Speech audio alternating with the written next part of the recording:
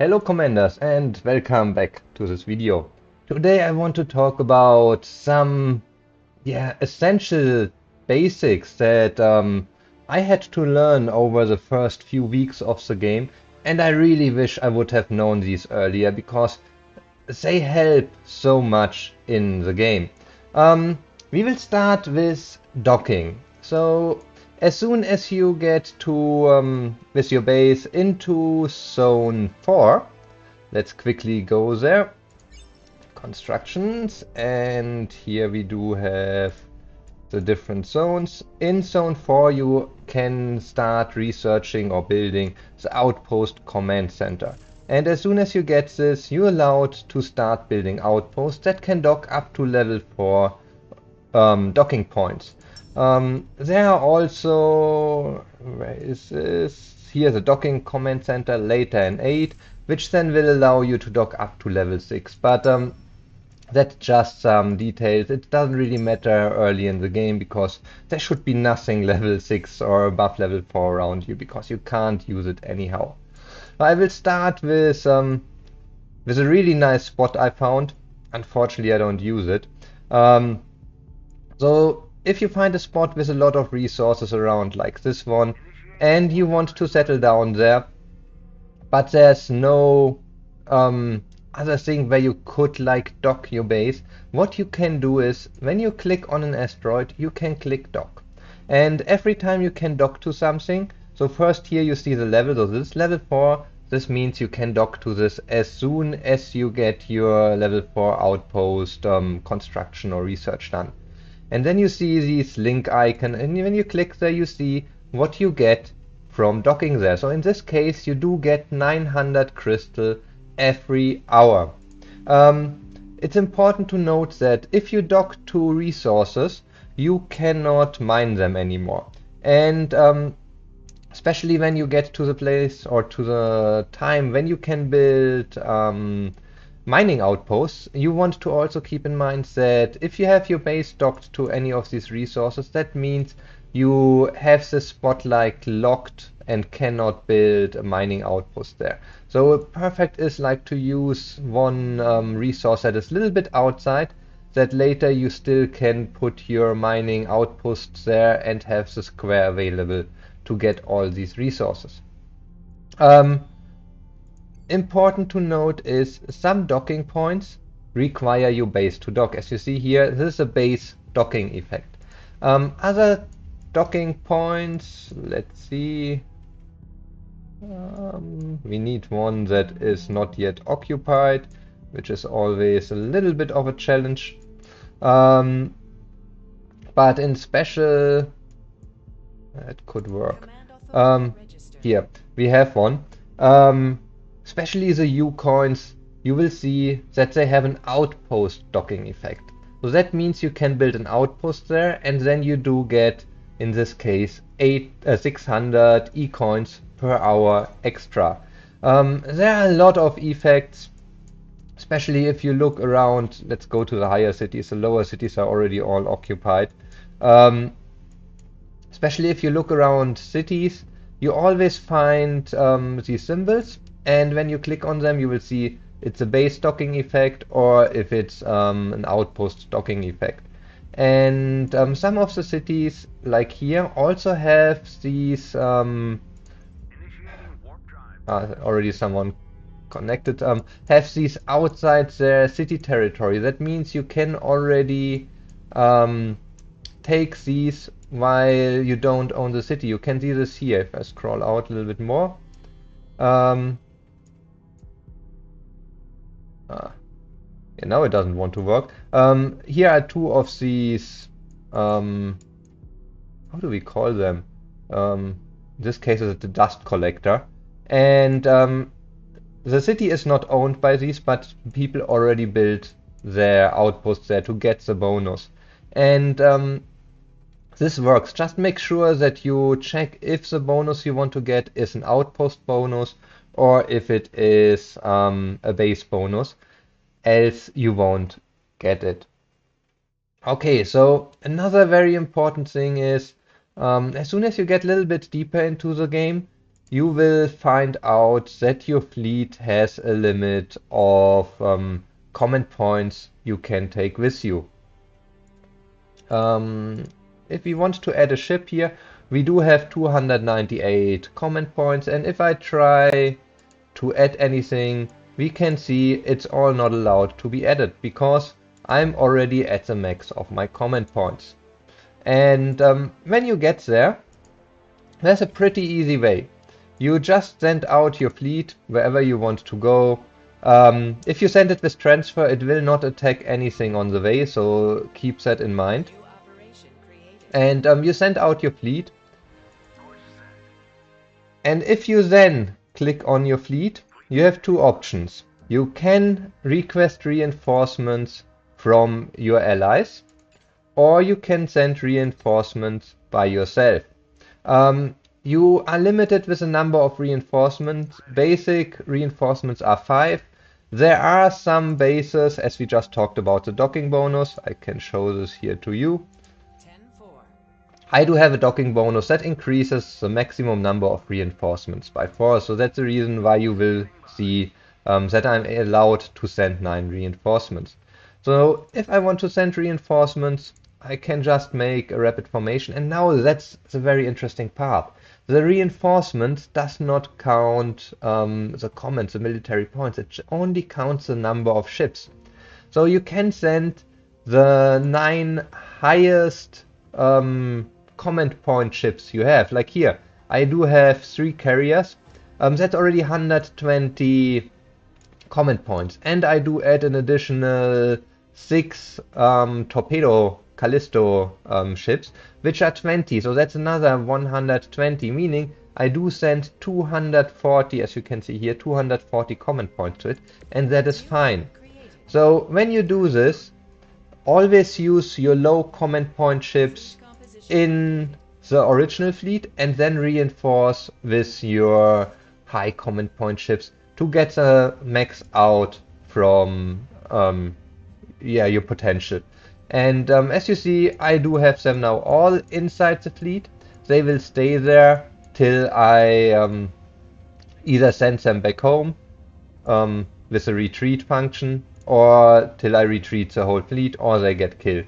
So they will stay even for multiple fights. That's great. Always keep in mind, these things cost action points. Sending reinforcements costs you 20 action points. So while you can also send only 1 or 2 reinforcement ships and later 2 more, it will always cost you 20 reinforcement points. So better do it directly in 1 reinforcement. So okay, I'll call back my fleet. As we just talked about fleets and ships, we are already in the area of fights and battles, and there's something very important to understand, and this is how armor works in this game. Very early in game, you will very likely start with an FG 300 frigate, and you will probably look at these numbers down here. Anti-ship fire 1900, and maybe you get another frigate and you see, oh, it got 3500 fighting power, and you will always choose the one with the highest number there. That works great in early game, but a little bit later we will have to start looking at the armor. If we look at the FG300, the FG300 got a basic armor of 5 points. And when we now click on the weapon of the FG300, we do see it does 25 damage per hit. Armor works directly against damage. All projectile or all physical damage gets armor deducted directly. So meaning from 25 damage, we have to deduct 5 points for the armor, and we only have 20 damage left. This is not so bad, but when we start looking into the next category, into some destroyers, let's take an AC 721. We see this starts with also 5 armor. This is great. So you very likely still will be able to fight with your frigates, but when you get a little bit higher and you come into the first cruisers as enemies, you will see armor is going up rapidly. So the basic armor of this KES-066 is 50. I got it enhanced, so I now have 110 armor. If we now take a look at our poor little FG300, um, we had 25 damage per hit, minus 110, there's 0 left. So there's a limit, your weapons will always do at least 10% damage, so that means per hit we will now do 2.5 damage. And you can imagine there's not really much happening anymore, so you will have to start looking um, at ships that do high damage per hit as soon as you get these kind of enemies. I'll just show you my Guardian. It's fully upgraded. I have the 30% increased damage from this weapon stuff, but still the original damage is 80 damage per hit. So if we talk about fighting an enemy with 110 armor, or even with 50 armor, there's only 30 damage left. With 100 or with 80 armor, we will have 10% left, so 8 damage left. We get a little bit bonus from skilling it up, but that's essentially it. So you will then look for ships that do have much higher base damage, and this is where it gets interesting. The Winged Hussar is one of the ships you might get early with some of these 799 ecoin, not ecoin, sorry, Proxima coin chests, and you see it does 400 damage per hit. It got a slow attack interval, 17.5 seconds, and that is already skilled, so originally I think it's 20 seconds. You can increase this damage, so it's already now 520. If I now encounter someone with 100 or 120 armor, I still do quite some nice damage. But take a look at this. These ships sometimes have multiple weapons. And the second weapon might do much lower damage. So keep this in mind. Check what kind of enemies do you fight. If you're already fighting cruisers or higher, you have to think about using warships or ships that do have high damage to get through the armor. There are also ships, and that's another thing there. You have two different kind of weapons. You have physical weapons, and you do have ion weapons, energy weapons. And if we take a look, most of these have really easy to identify name, like the IO. The IO got an ion cannon. Ion cannons do energy type damage. Energy type damage is not get reduced by armor. Energy type damage is getting reduced by energy absorption or reduction. Can also show this at my KES. There's the armor system. We can see here I do have 110 armor and I do have an energy shield of 30%. So depending what kind of enemies you fight, you might switch these over. Keep in mind you can always just reset them. If I know I'll fight lower level enemies that don't have any energy weapons, I will take 2 times the physical resistance and 2 times the HP. If I don't know what I encounter, I prefer to reduce the damage before I increase the HP.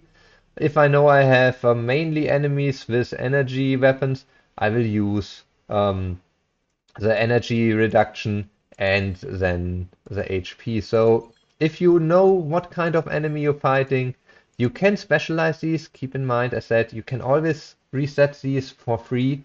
So this is great to allow you to react on your enemy. These are really things that are important to understand. It took me a little bit of time to get the understanding for the armor because I was still using my frigates and my destroyers, and I saw the first enemies having cruisers, and nothing happened. I didn't do any damage anymore just because the base damage of my ships was too low to get through the armor of these. So yeah, as soon as I understood this, I started looking for ships that I have that do a much higher base damage and just added these to my fleets and also made sure that I level them up and increase the weapon damage of these specific weapons. Okay, so I hope this helped you a little bit and explained some of the mechanics of the game to you.